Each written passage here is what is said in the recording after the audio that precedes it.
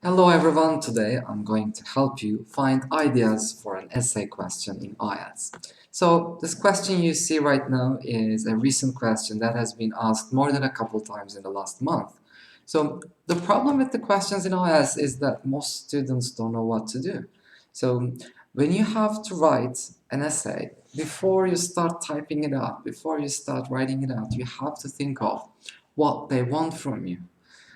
Let's just check the criteria for marking before we start writing. The first one is task achievement. What does it say? It just actually simplifies if you understand the question. Hopefully you do. And you answer the question. It sounds really simple, and it is simple, but most of the time students just try to bite more than they can chew. I hope you know the meaning of this idiom. If you don't know, you can just write it in the comments and I'll tell you what it means in your language. But actually, most of the time, you have to remember that this exam only gives you 1 hour for 2 questions. It means you don't have to write an article. Like, it doesn't have to be too academic, it doesn't have to be too sophisticated. It does have to answer the question given to you. See, before we start writing, then we first must understand what the question wants and how we can answer the question. The second one is coherence, okay? So our answer has to be coherent. What it means in simple terms, I have to understand what you're saying.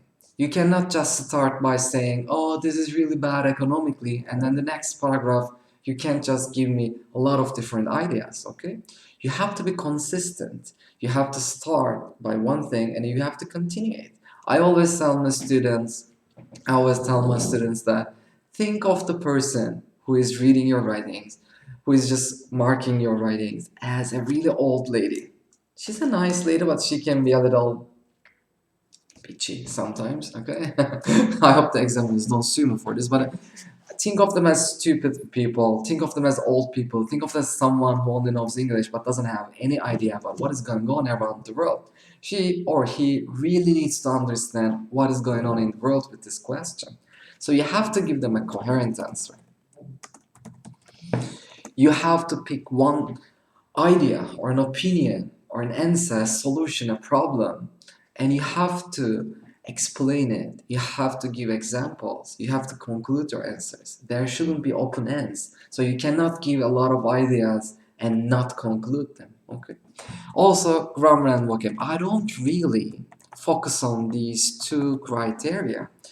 I think these two are more important because even if you write something simple, it is enough. I always tell my students that your grammar and your vocabulary range has to be correct.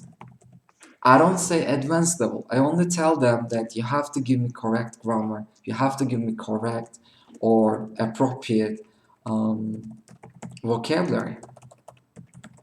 But it also has to be various, right? You can't keep repeating the same sentences. You can't keep repeating the same vocabulary. You have to just paraphrase it a little bit. You don't have to memorize every synonym, every antonym.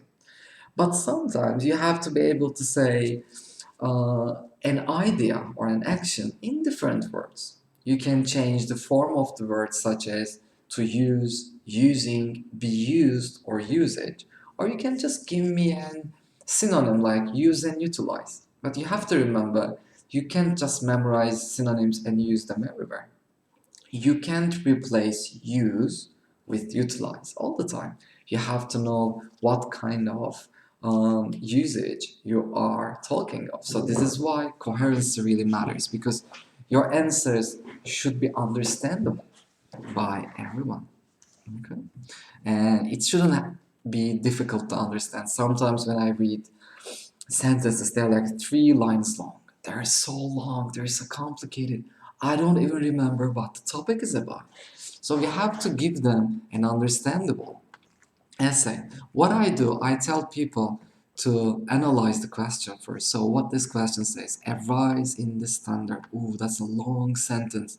Let me just ask questions to myself. So if you have problems understanding the question, don't forget to ask yourself questions, okay? What does it mean? So, a rise, there is a rise. Where is it in the standard? Standard of what? A rise in the standard of living. Where? In a country. Okay, so that is my subject. A rise in the standard of living in a country. So it seems to benefit what? It seems to benefit cities compared to, so rather than rural areas. Benefit cities and people living in urban areas.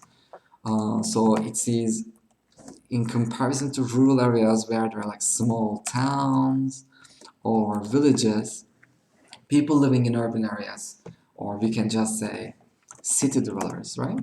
Or urban dwellers, they reap most of the benefits, not the rural dwellers. Notice how I try to come up with synonyms or paraphrases, different phrases, even before I start writing it. So if I am sure that I understand the question, then I can continue on trying to find what to write. So it says, yes, the standards have risen. The standards in a city have risen, but it benefits people in the city, not in other places. So you can try to just translate it to your own mother tongue if it is easier for you. Try to just change the words and verbs and nouns into different ones in your language first if it is going to be easier for you to come up with synonyms. Like for example, how I go to urban areas from cities, it is by I translate it in English or in Turkish from like what is city, what is a city, so what kind of a place is it, what is it asking me, and then it asks me what problems can this cause. So this is a tricky question if you're an intermediate level, because what I've seen is that most students really quickly read this question and they're like, oh, okay, it's asking me causes. No, it is not asking me what the cause is. It's not asking me the reason. The question is, what problems can this cause? This meaning, this whole development, this trend, this thing causes some problems. So this can cause some problems. What are they?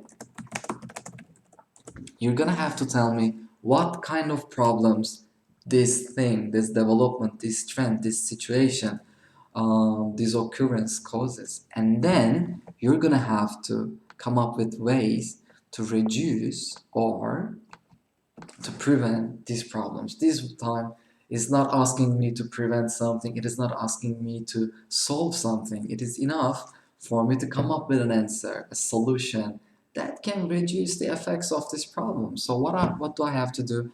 I have to make sure that I find some problems and then I'm going to find ways to reduce it. Simply, you can say, they're asking me about some negative effects, right? And how to overcome them. So it could be a solution. You can just, if it's easier for you to understand this way. So I have understood the question. Test geçirmeniz okay. Kudos to us. So I have got the first criteria. And the second one is coherence. So I have to give them such an answer that it has to be understandable. It has to be coherent. What do? I always make lists. Okay. What I do is I think of some problems and I also think of some negative effects in terms of, so I write down everything I can think of. It doesn't have to be perfect, okay?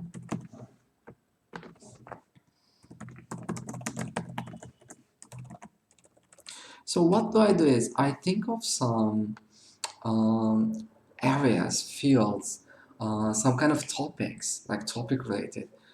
Can this become an educational problem? Can this become an environmental problem? Can this become a social problem? Can this become a psychological? Or maybe a problem related to economics? Or it could be, notice how I don't say economical, it's something else. If you don't know the difference between economic and economical, you can also comment and ask me. Economic, or it could be, I don't know, professional, like about jobs, work related.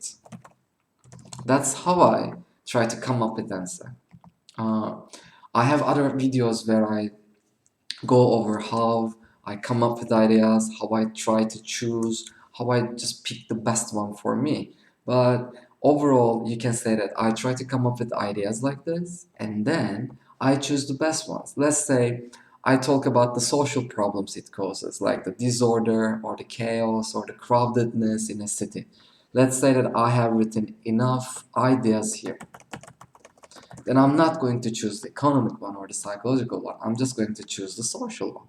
But it says what problems. Notice reading the question carefully is really important. So it's asking me more than just one problem. So I can come up with two related social problems, or I can come up with how people actually have hard time finding jobs in the city or in the urban areas, or I can just say that people migrate from rural areas to urban areas. And then I'm going to come up with maybe we can educate them.